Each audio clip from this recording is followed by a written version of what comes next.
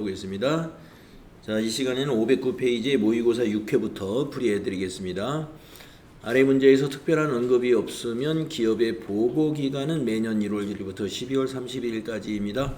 또한 기업은 일반 기업회계 기준 및 관련 세법을 계속적으로 적용하고 있다고 가정하고 물음에 가장 합당한 답을 고르시기 바랍니다. 항상 이렇게 나옵니다. 자, 1번 주식회사 한공은 23년 10월 1일 장기 투자를 목적으로 더존의 주식 100주를 주당 1,000원에 취득하였다. 단기 매매 증권이죠. 주식회사 더존의 주식은 한국거래소에 상장되어 있으며 이 말은 시장성이 있다라는 것을 얘기해 준 겁니다. 시장성이 있어야 단기 매매 증권으로 분류할 수 있기 때문에 그런 것이죠.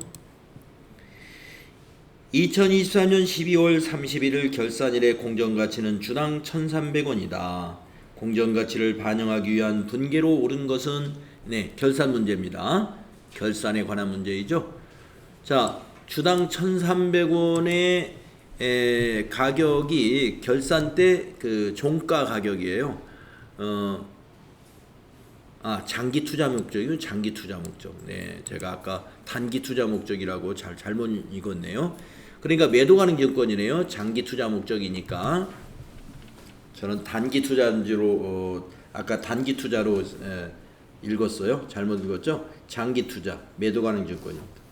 자, 살 때는 주당 얼마였냐면은 10월 달에 살 때는 1,000원이었어요. 그래가지고 12월 말일에 300원이 오른 겁니다. 그러면 한 주당 300원씩 곱하기 100주 하면 3만 원이죠. 3만 원만큼 매도 가능 증권이 증가되는 분계가 필요하겠네요. 그러면 가번은 일단 단기 매매 증권이니까 틀렸고, 나번 차변에 매도 가능 증권 3만 원 자산 증가 시켰죠.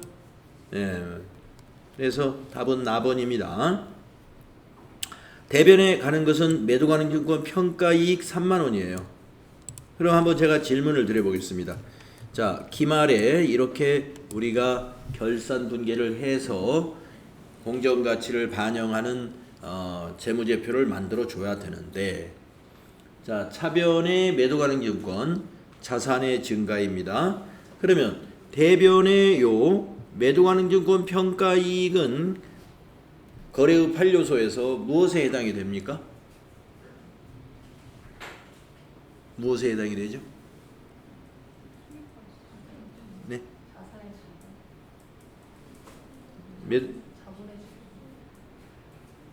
자, 자산의 증가 이거죠.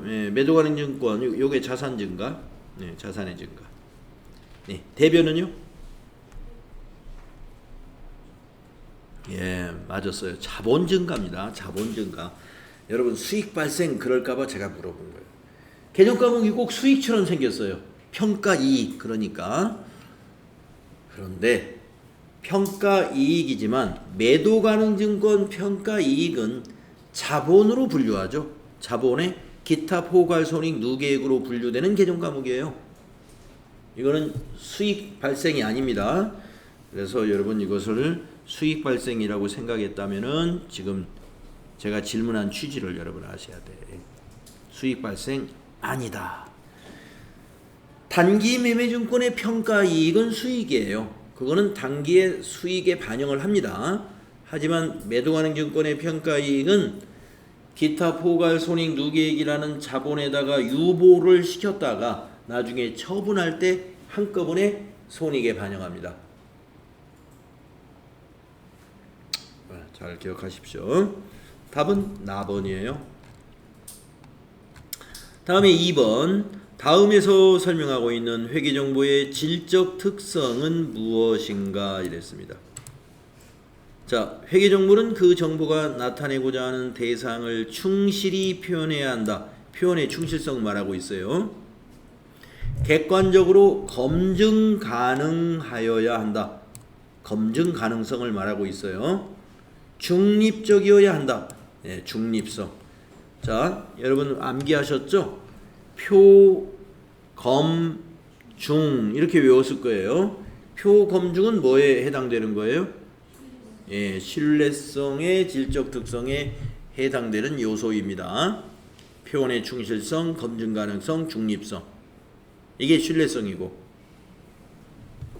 목적 적합성에 해당되는 질적 특성은 우리가 외울 때 피적이라고 여러분 외우셨죠? 예측같이 피드백같이 적시성이다. 이거 암기사항이죠. 그래서 이 회계정보의 질적 특성에 대해서 이론 문제로 정말 자주 출제가 되고 있기 때문에 요거 잘 준비를 잘 해주셔야 돼요. 그래서 답은 2번이에요. 신뢰성. 다음에 3번 보겠습니다. 다음은 주식회사 한공에서 보관 중인 결산 시점의 자산 내역이다. 재무상태표에 현금 및 현금성 자산으로 반영되는 금액으로 오른 것은 현금 및 현금성 자산만 다 더해라 이런 얘기죠. 지폐, 주화, 현금이죠. 여기. 거래처가 발행한 수표, 현금이죠. 현금. 양도성 예금 증서라는 이거 금융 상품인데요. 23년 1월 1일 날 취득을 했고 25년 2월 20일이 만기인 양도성 예금 증서. CD라고 하던가요? 그 CD라고 아마 그럴 겁니다. 자, 금융상품은요. 취득일 기준으로 만기가 3개월 이내이어야 현금성 자산에 포함을 합니다. 근데 이거는 만기가 너무 길어요. 그죠? 포함하지 않습니다. 다음 네 번째. 거래처에서 수취한 약소거음. 여러분 받은 약소거음 받으러음이잖아요. 받으러음은 매출 채권으로 분류하는 것이지 현금성 자산으로 넣지 않아요. 매출 채권은 따로 분류합니다. 그래서 어음은 현금성 자산이 되지 않습니다. 받으러음이에요. 그냥 어음은 전부 다 받으러음. 그래서 이거 포함하지 않습니다. 거래처에서 수취한 어음은 받으러음. 자, 그 다음에 네 번째, 환매 조건이 있는 채권. 뭐 아무튼 채권이라는 거예요. 채권이라는 거에는 만기가 있어요. 네. 그래서 만기가 2개월짜리다 그랬네요. 예, 만기가 2개월짜리면 만기 3개월 이내에 들어오는 거잖아요. 그래서 채권은 우리가 만기가 3개월 이내인 것은 현금성 자산으로 분류해요. 그러니까 20만 원은 분류가 됩니다. 그래서 요 세 개를 더하면 됩니다. 네, 80만 원이 답이 되겠습니다. 현금성 자산에 대해서 여러분이 아는가를 확인하는 문제예요.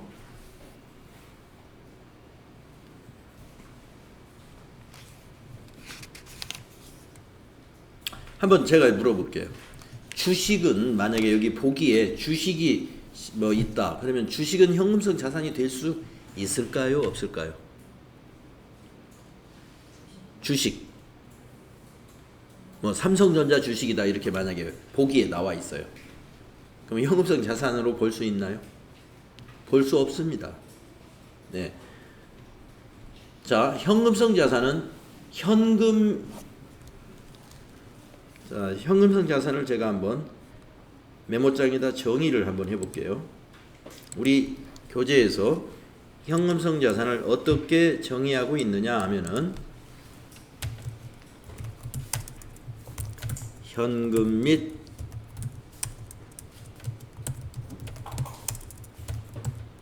현금성 자산을 우리가 그냥 줄여서 현금성 자산이라고 앞에 현금 빼고 그냥 현금성 자산 하면은 그냥 현금 및 현금성 자산이에요. 자, 현금 및 현금성 자산은 현금이 뭐예요?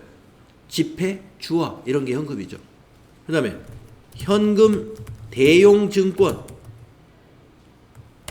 현금 대용증권이라는 건 뭐냐?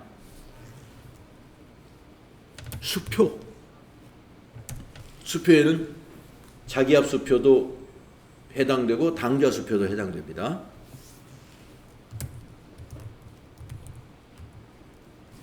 우편환. 우편환은 우리가 이제 요즘은 잘 안 쓰는 것 같습니다만은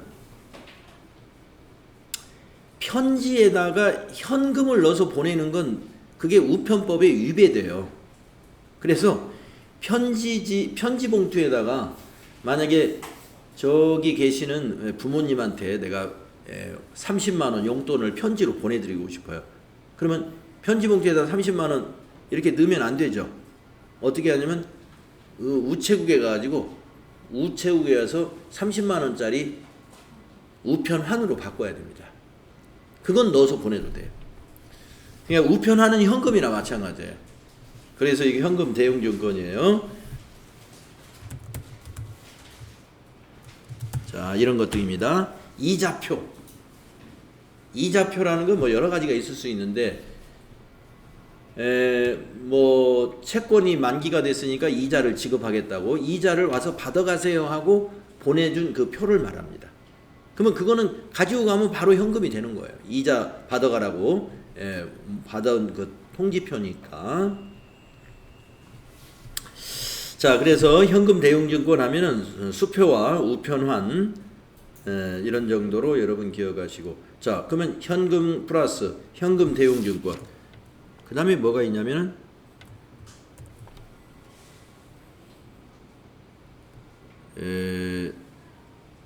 입출금이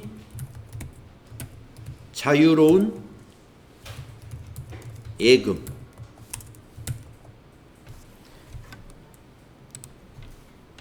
입출금이 자유로운 예금. 무슨 예금이 있을까요? 보통 예금.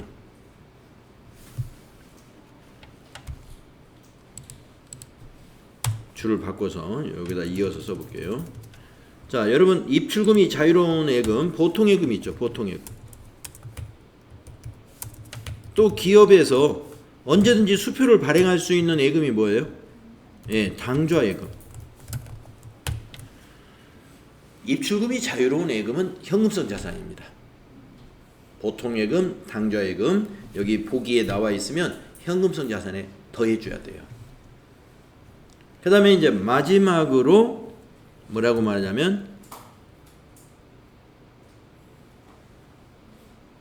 취득 시 만기가 3개월 이내인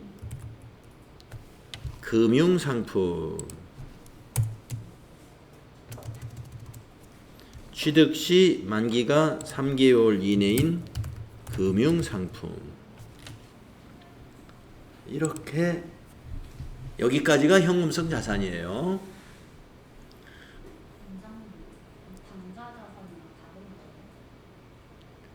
당좌 자산 안에 현금이 현금성 자산이 들어있는 겁니다. 예, 맞아요. 당좌 자산 안에 현금이 현금성 자산은 포함되어 있는 거예요. 그러니까 당좌 자산 하면은 좀 범위가 넓은 거고, 현금이 현금성 자산에다가 단기 매매 증권까지도 당좌 자산으로 포함을 시켜요. 예. 그리고 1년짜리 정기 예금, 1년짜리 정기 적금도 당좌 자산이라고 그래요. 그런데 금융 상품 중에서 3개월 이내인 것은 그 당좌 자산 중에서도 현금성 자산이라고 한다. 현금성 자산. 자, 그래서 이제 제가 아까 어음은 현금성 자산이 아니라고 말씀드렸고, 어음은 만기가 두 달 남았다 하더라도 그건 그냥 받으러음이에요. 받으러음. 여러분 받으러음 외상매출금 이거 당좌 자산에서 공부한 거예요. 당좌 자산. 그러니까 당좌 자산 하면은 범위가 굉장히 넓어져요. 예, 당좌 자산 여러분 이제 재무상태표에 가서 유동자산의 당좌 자산을 보면은요, 현금, 보통예금, 당좌예금, 외상매출금, 받으러음, 미수금, 선납세금, 뭐 부가세, 대급금 등 해서 굉장히 많습니다. 예, 당좌자산 안에 해당되는 것이 상당히 많아요. 당좌자산 개정가부터.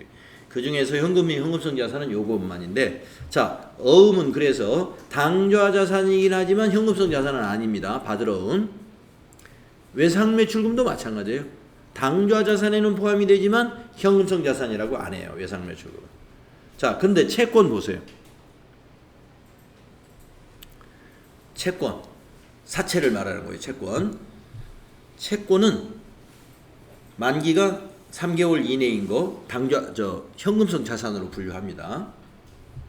현금성 자산으로 만기가 3개월 이내인 거. 근데 아까 제가 마지막에 뭔 질문을 했냐면 삼성전자 주식이 만약에 보기에 있으면 현금성 자산에 포함시켜야 되겠느냐 이거 물어봤거든요. 포함을 시켜야 될까요? 안 시켜야 될까요? 예, 여기에 해당되는 게 없습니다. 주식은 현금성 자산이 될 수 없다. 주식은. 자, 왜 그러냐면 채권 같으면은 만기가 있기 때문에 채권을 취득한 날로부터 3개월 이내에 현금화 될 수 있는 채권이면 현금성 자산으로 보거든요. 근데 주식이라는 건 만기는 없는 거예요. 물론 오늘 가서 시장에다 팔면 내일 현금이 되긴 되죠. 그렇지만 우리가 만기가 없기 때문에 주식은 보기에 있어도 현금성 자산에 포함시키면 안 됩니다.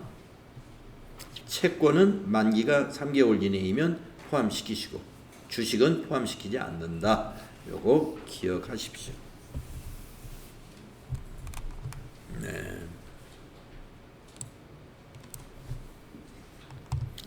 그래서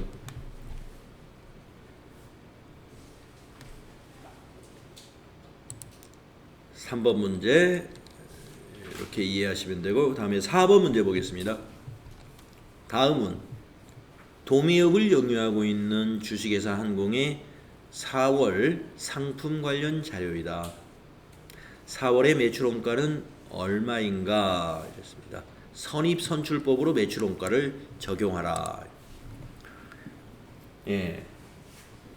이런 문제를 만나면은요, 매출을 몇 개 매출을 했는가를 확인하시고 이 매출한 개수의 원가를 선입선출법으로 계산해 주면 되는 거예요. 자, 2,500개를 말입니다. 선입선출로 원가를 계산해 볼게요. 기초, 월초 재고 1,000개. 예. 이거 원가에 들어갔고, 그 다음에 1,500개는 120원짜리. 4월 5일 날 매입한 거. 그러면 이제 이렇게 하면 10만 원이죠. 위에 거는 1,000개 곱하기 100원 하면 10만 원 곱하기 하면, 그러면 여기서 1,500개죠. 그 밑에가 2,500개 중에서 이제 1,500개는 4월 5일 거잖아요.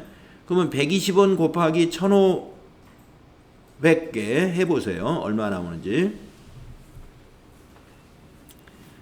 120원짜리 1,500개 18만원 나오죠?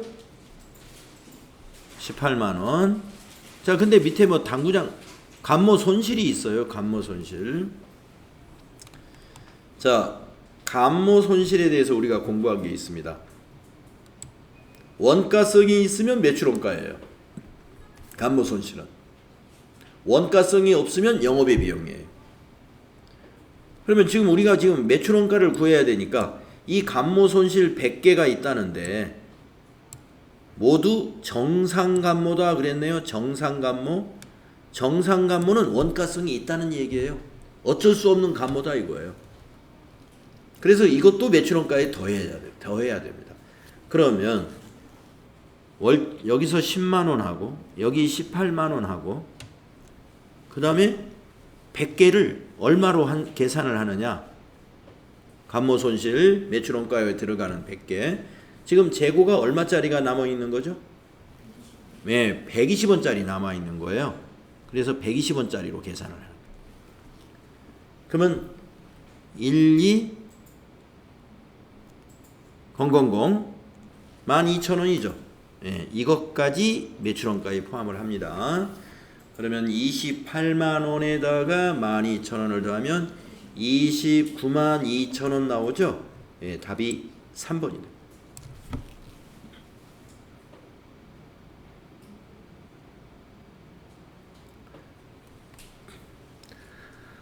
매출원가 이렇게 거래 자료를 주고서 선입선출법에 따른 매출원가를 구해라. 그러면 매출한 수량의 원가를 계산해 주면 되는데 지금 여기에는 밑에 하나 조금 약간 까다롭게 이걸 하나를 넣어놨어요. 감모손실.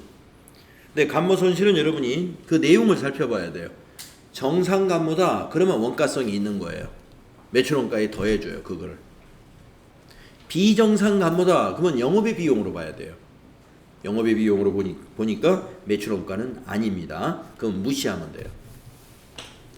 그래서 만약에 감모손실이 비정상 감모였다 그러면 28만 원이 답이 되는 거고 1번이 1번이 답이 돼야 되는 거고 이것이 정상 감모다 했으니까 12,000원이 더해져서 29만 2천 원 3번이 답이 됩니다.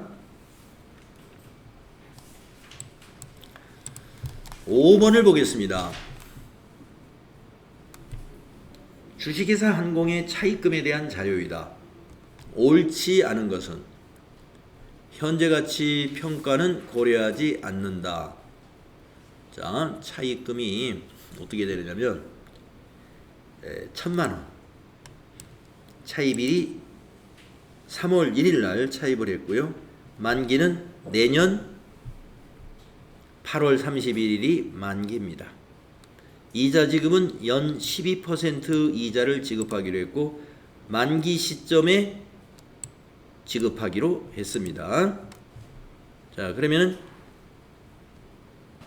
옳지 않은 것을 설명을 찾아보는 거예요. 1번 23년 손익계산서상 이자 비용은 100만 원일 것이다. 계산을 해보면 알 수 있죠. 자, 1,000만 원에 대하여 차입일로부터 12월 31일까지의 이자를 계산해 보면 되겠습니다. 월할로 계산하는 거기 때문에 일수까지 셀 필요는 없고 3월부터 12월까지 월로 계산해라 이 말이죠. 그러면 이게 10개월이죠. 10개월치 이자를 계산하면 되겠습니다. 10개월치 이자는 단기의 이자 비용으로 비용을 발생시켜 주어야 됩니다. 그러면 1,000만 원 곱하기 연 이자율 12% 하면 1년 이자가 얼마일까요? 120만 원이 나오죠. 네, 120만 원이면 우리가 월할 계산하기가 쉽잖아요. 한 달에 10만 원이에요, 이자가. 그러면 10개월치 이자는 얼마예요? 100만 원이죠. 그러니까 1번은 맞은 겁니다. 23년도 손익계산서상 이자 비용은 100만 원일 것이다. 맞다. 다음에 2번을 보겠습니다. 차입금은 23년 말 재무상태표에 비유동 부채로 표시가 된다. 자, 23년 말에 요 1,000만 원이 상환일이 얼마 남았는가를 따져보면 돼요. 1년 초과해서 남았으면 비유동 부채. 1년 이내에 상환해야 된다면 유동 부채로 분류해야 됩니다. 자, 만기가 내년 8월입니다. 그러면 23년 3월달 기준으로 보면은 1년 이상 남았으니까 비유동 부채로 분류해야 차입할 당시는 비유동 부채였지만 결산일 기준에서 보면은 8개월 남았죠. 그래서 유동 부채로 표시합니다. 그래서 이게 옳지 않은 것입니다. 이 차입금은 결산일에는 유동부채로 표시해야 돼요. 유동부채로. 그래서 그걸 유동성 대체분기라고 해서 장기차입금 차변에 감소시키고 대변에 유동성 장기부채라는 개정 과목으로 바꿔주죠. 유동성 대체분기 해줘야 됩니다. 그래서 답은 2번입니다. 그러면 3, 4번 맞았겠죠? 한번 볼까요? 24년 손익계산서상 이자 비용은 80만 원이다. 24년 것까지 물어봤어요. 24년이라면 요 8개월치죠. 아까 한 달에 이자가 10만 원이었거든요. 8개월치니까 80만 원 맞습니다. 맞다. 다음에 4번 24년 말 내년 말이에요. 재무상태표에 표시되는 차입금은 없다. 그렇죠. 24년 8월 31일 날 요 1,000만 원을 상환해 버릴 테니까 갚을 테니까 다른 차입금이 없다면 없는 거죠. 이거는 맞는 거죠. 네. 그래서 2번이 틀린 겁니다. 다음에 6번으로 가보겠습니다. 다음 자료에 의한 영업이익은 얼마인가? 자, 여러분 손익계산서에서 영업이익은 매출액에서 매출 원가하고 판매 관리비까지 빼야 영업이익이에요. 손익계산서 구조 여러분 아시죠? 예, 영업이익이 어떻게 구해지는지 알고 있어야 돼요. 매출액에서 매출 원가 빼고 그리고 판매 관리비까지 빼야 영업이익입니다. 그러면 이제 답을 찾을 수가 있어요. 자, 매출액이 이겁니다. 여기서 빼야 될 것만 한번 체크해 볼게요. 매출 원가 이거 빼줘야 돼요. 감가상각비 이것도 판매 관리비예요. 종업원 급여 판매 관리비입니다. 이자 수익은 영업의 수익이니까 무시하고, 배당금 수익도 영업의 수익입니다. 무시하고, 기부금은 영업의 비용입니다. 무시하고, 재해손실 영업의 비용입니다. 그래서 요 밑에 있는 이 4개의 계정 과목은 2개는 영업의 수익, 밑에 2개는 영업의 비용이므로 영업이익과는 무관한 수익과 비용이에요. 그래서 그거 무시하고 매출액에서 매출원가와 감가상각비, 급여 이렇게 빼주면 답이 되는 거예요. 그러면 300만 원에서 답이 얼마가 되나요? 92만 원 빼주고 58만 원 빼주고 150만 원 나오죠? 예. 4번이 답이 되겠습니다. 이 6번 문제는 영업이익이 어떻게 구하는 것인가, 손익계산서의 구조를 일단 알아야 되는 것이고, 그런 다음에 판매관리비는 어떤 계정 과목이고 영업의 수익, 영업의 비용을 구분할 수 있어야 됩니다. 그래서 영업의 수익이나 영업의 비용은 영업이익을 산출하는 데는 사용하지 않는 데이터니까 이건 빼고서 나머지 데이터를 가지고 영업이익을 계산해야 돼요. 다음에 7번을 보겠습니다. 주식회사 한공은 결산일에 대여금에 대한 이자 미수액 2만원과, 대여금이라는 것은 우리가 거래처에다 돈을 빌려준 것을 대여금이라고 그럽니다. 그러면 이자 미수액이라는 건 이자 수익을 아직 안 받은 것이 있다 이거죠. 사무실 임차료 미지급액, 임차료는 비용입니다. 미지급액이면 임차료를 아직 지급하지 않은 게 있다 이거예요. 3만원. 이 처리를 누락을 했습니다. 재무제표에 미치는 영향으로 옳은 것은 이랬어요. 네. 그러니까 요 두 건을 가지고 여러분이 판단하시면 돼요. 이자 수익 2만원 누락시켰다. 그 밑에는 임차료 3만원 누락시켰다 이런 얘기입니다. 자, 가번부터 보겠습니다. 2만원의 자산이 과소계상된다. 자, 이자 수익의 반대 계정이 뭔가를 생각해 보시면 돼. 이자 수익은 수익 발생이기 때문에 이건 대변에 오는 것이고요. 대변에 이자 수익이 오는 것이고, 그러면 이거의 차변에 오는 게 뭐겠느냐? 차변. 미수수익이라는 게 와요. 미수수익. 미수수익 2만원이 차변에 와야 돼요. 분계가 이렇게 하나, 세트가 이렇게 되는 거예요. 요 두 개가. 그러니까 가번은 맞습니다. 미수수익이 자산이거든요. 당좌자산. 미수금과 미수수익, 당좌자산이 나오는 개정 과목이에요. 그러니까 이걸 누락시켰으니까 어떻게 돼요? 예, 자산 과소 맞습니다. 가번 일단 맞고. 그 다음에 나번을 보겠습니다. 3만원 부채 과대 계상될 것이다.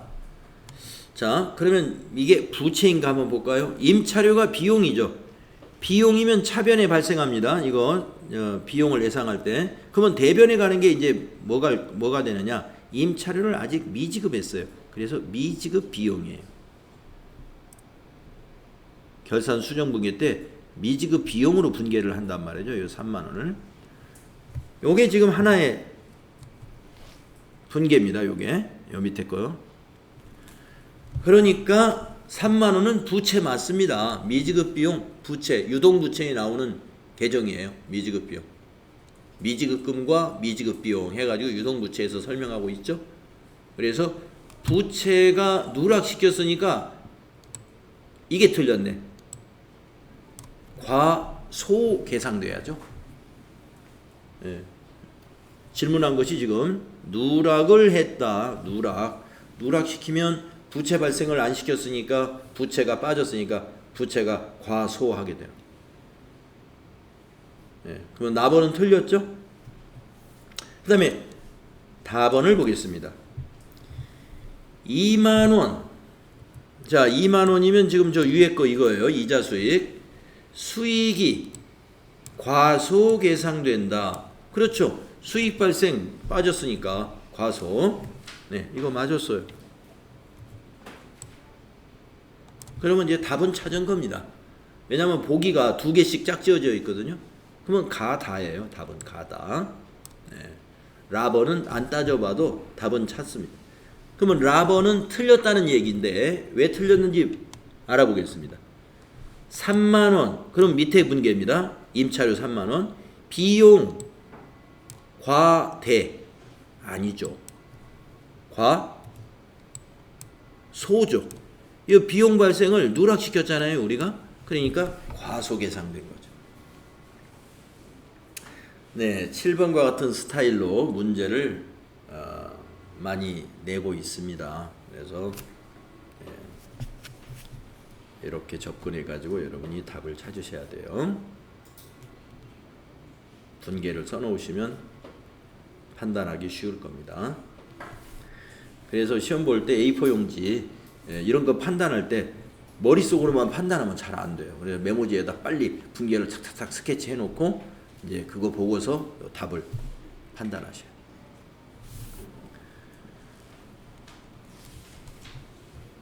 다음은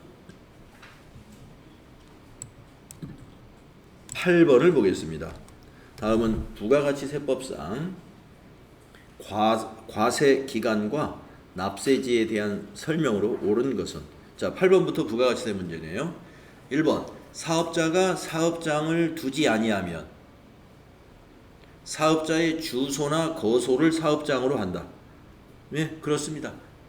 예, 사업장이 따로 없는 사업자는 거주지를 사업장으로 신고할 수도 있고요. 그렇게 인정이 될 수도 있습니다. 다음에 2번 일반 과세자의 과세기간은 1월 1일부터 12월 31일까지이다. 이거 틀렸네요. 네. 1번이 그러니까 답이네요. 1번이. 자, 일반 과세자의 과세기간. 어제 아마 여러분 정리를 한 것 같은데 1월 1일부터 12월 31일까지를 과세기간으로 보는 과세자는 간이과세자죠. 간이과세자.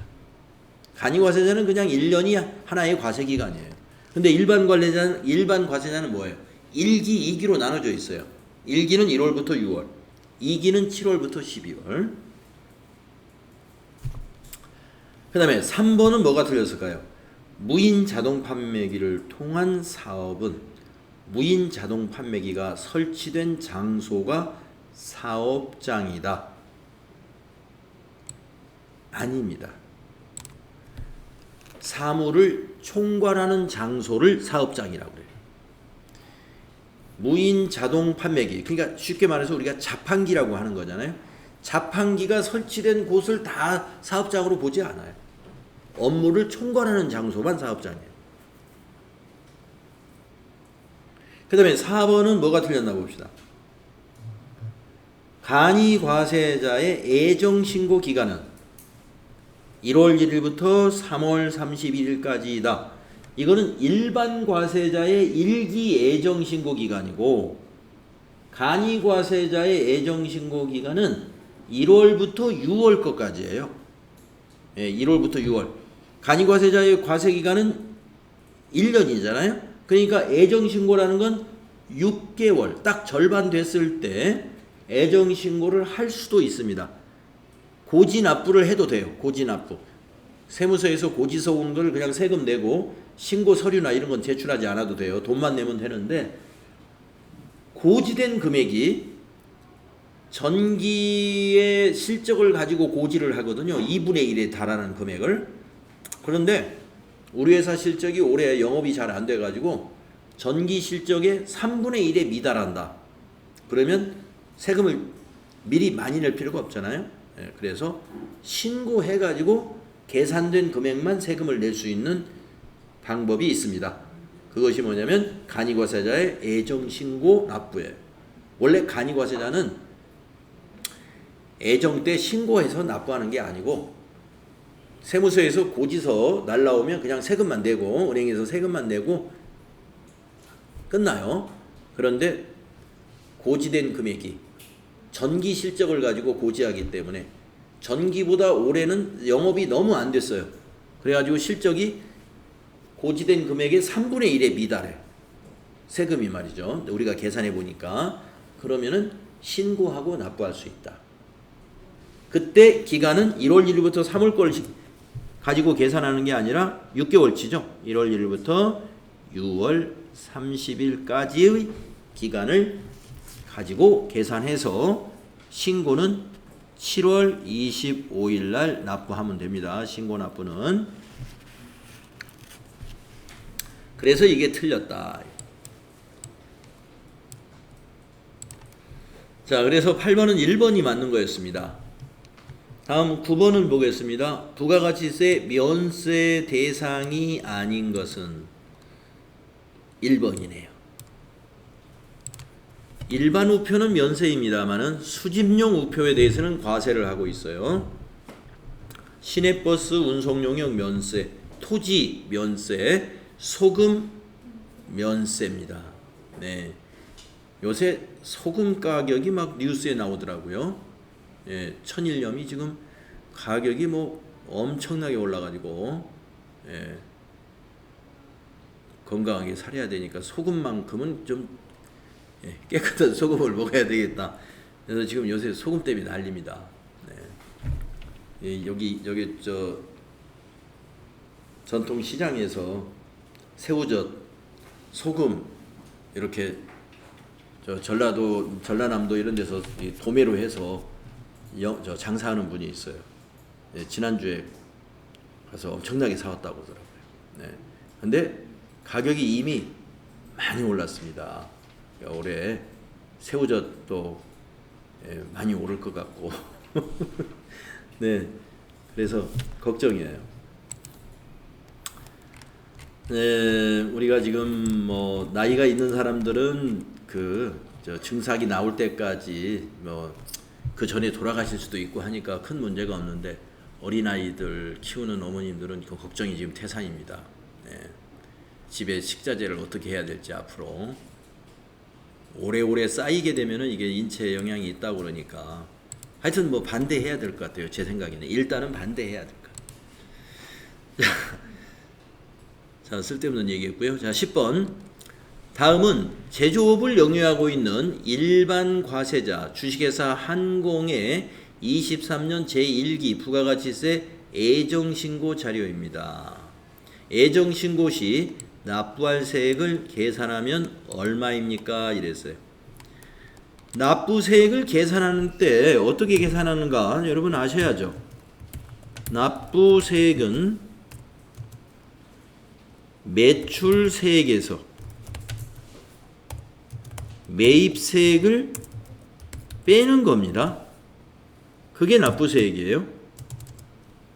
그러니까 이 주어진 자료에서 매출세액 얼마인지 계산하고 매입세액 얼마인지 계산해서 빼주면 되겠습니다. 자, 가번에 국내 매출의 공급가액이 6천만 원이면은요, 공급가액이니까 여기에 매출세액은 10%죠. 예, 600만 원. 그 다음에 나번에 하치장에 반출했어요. 하치장이라는 곳은 부가가치세법상으로 사업장이 아닙니다. 직매장은 사업장으로 봅니다. 그렇기 때문에 과세를 합니다마는 하치장은 단순히 상품을 보관만 하는 장소이기 때문에 공급으로 보지 않아요. 그러니까 여기 매출세액이 없는 겁니다. 자, 그 다음에 다번에 이제 매입세액이 나오네요. 500만 원. 그런데 접대비 관련 매입세액이 200만 원 이안에 포함되어 있으면 공제 가능한 것만 공제를 해야 돼요. 그러면 접대비 관련 매입세액은 공제가 안 된다는 거 아시죠? 그러면 매입세액은 300만 원이 공제 가능한 매입세액이에요. 그래서 납부세액은 300이 되겠군요. 매출세액 600만 원 마이너스 공제 가능한 매입세액 300만 원. 그래서 답은 3번이다. 네, 여러분이 그 이론 실력을 좀 잘 쌓아 놓으시면 뭡니까? 이론이 하나가 3점이에요. 그래서 요 30점을 거의 다 맞춰 놓으시게 되면은 실무에서 실수를 많이 하더라도 합격이 나옵니다. 네. 실무는 대체로 쉽기 때문에 다 틀리는 사람은 없어요. 상당히 많이 맞춥니다. 그런데 상당히 많이 맞추는데 실수로 틀리는 것도 많아요. 실수로 틀리는 거. 그러나 이론 10문제를 말이죠. 여러분이 30점을 딱 맞아 놓잖아요. 그러면 뒤에 실기가 70점짜리잖아요. 예. 실무에서 무려 30점을 놓쳐도 합격이 된다 이 말이에요. 30점을 놓쳐도. 그러니까 이론이 배점이 30점밖에 안 돼가지고 별거 아닌 것 같아도 사실은 이론 실력이 합격을 좌우할 수도 있어요. 이론 실력이. 이론 공부 잘해둬야 됩니다. 자, 좀 쉬었다가 이제 진송각으로 로그인해서 같이 풀어봅시다.